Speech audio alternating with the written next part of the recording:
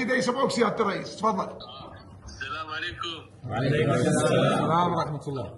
مبروك عليكم اخواننا الاعزاء. الله يبارك فيك. والله رسمت الفرحه على كل شفاه العراقيين، يعني كنا احنا ننتظر بصراحه وقلق ما فيكم يعني من ذيك اللعبه الاخيره.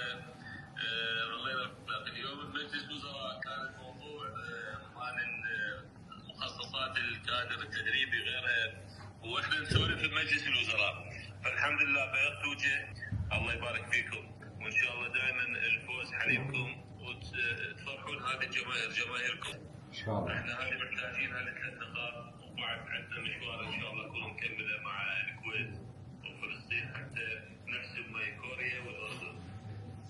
ان شاء الله سياده الرئيس، ان شاء الله. وهاي توجيهاتك البارحه والرساله اللي وجهتها لهم البارحه كانت يعني بها حافز كبير لهم لتقديم الافضل، وانا قلت لهم يعني مثل ما وجهت سيادتك انه بعد المباراه راح تكلمهم انت بعد الفوز ان شاء الله. فشكرا لك على هذا الدعم، وربي يحفظك ويسلمك.